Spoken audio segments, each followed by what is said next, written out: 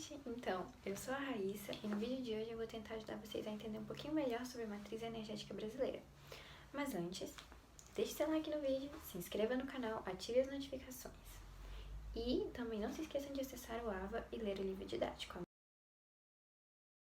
A primeira coisa que tem que surgir na cabeça de vocês quando pensar em matriz energética brasileira é, presta atenção, essa parte é importante, viu?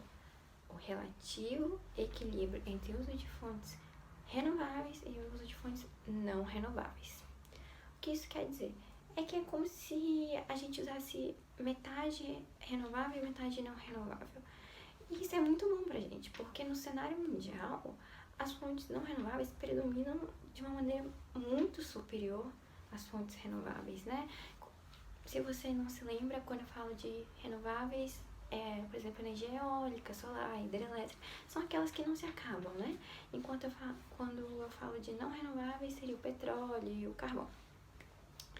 Mas tá, eu vou botar aqui um gráfico para vocês compararem esse equilíbrio que a matriz energética brasileira demonstra e vocês poderem comparar com o cenário mundial. Vocês vão ver que é bem diferente. Tá, mas aí vocês se perguntam, foi sempre assim? A gente sempre teve esse equilíbrio? Não. É claro que a gente não teve esse equilíbrio desde o começo. Então, para entender melhor como a gente atingiu isso, eu vou tentar mostrar pra vocês de novo o processo, sabe? Tá, então o que aconteceu foi basicamente o que aconteceu no mundo todo, né? Foi assim, a população, a indústria e as áreas urbanas começaram a crescer muito. Então a demanda por fontes de energia aumentou. E qual foi a solução vista, assim, pelo governo? Petróleo. Petróleo é tipo a luz no fim do túnel, ou algo que ia salvar-nos para a gente poder nos desenvolver. Só que um problema foi que o Brasil dependia muito das importações de petróleo. Então, isso foi bom depois, mas no começo era muito ruim, né? Porque você depender de importar o petróleo de outro lugar afeta muito a sua economia, né?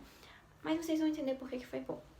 Basicamente, o Brasil dependeu das importações de petróleo até mais ou menos 1970. Só que aconteceu a partir de 1980. Houve as consequências da segunda crise do petróleo. Meu Deus, eu não sei o que é a segunda crise do petróleo. Como é que eu vou entender isso? Calma.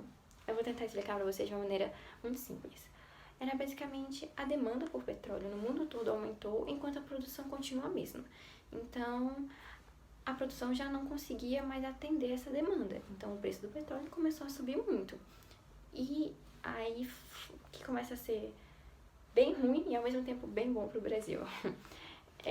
Foi bem ruim porque como o Brasil importava muito, com o aumento dos preços, teve um abalo na economia, né?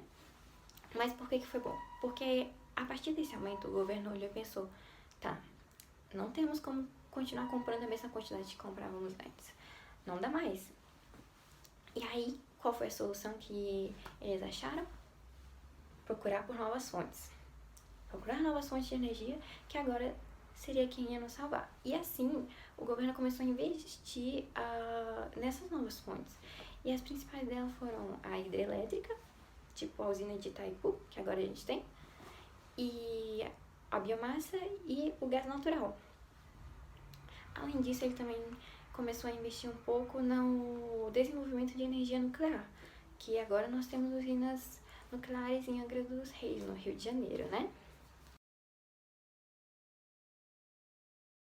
Bom, então foi mais ou menos assim que a gente atingiu, né, o equilíbrio.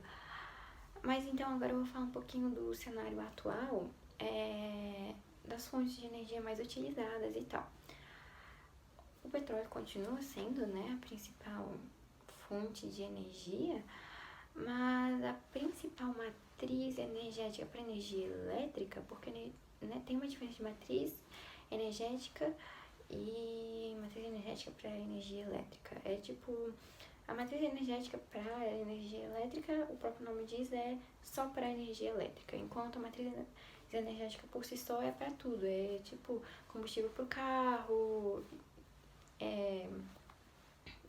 energia elétrica também, entendeu? Então, tipo, é como se a matriz energética para energia elétrica fosse um subconjunto da matriz energética do Brasil. Então, nossa, eu falei muitas vezes matriz energética para energia elétrica, mas tá. Nessa aí, a hidrelétrica que mais sobressalta, né? Ela é a principal. Já no campo geral, no grande grupo da matriz energética, é o petróleo. O carvão, a gente não se destaca muito pela produção de carvão no cenário mundial. Mas nós temos uma produção e ela se concentra mais no sul do país. Só que o que acontece? O nosso carvão não tem um grande potencial energético. Meu Deus, não tô entendendo mais nada. O que é potencial energético? O potencial energético é que a queima de determinada quantidade de carvão não vai gerar tanta energia quanto se esperava.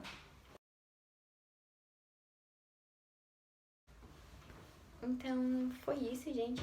Espero ter ajudado vocês a entender um pouquinho mais sobre a matriz energética brasileira.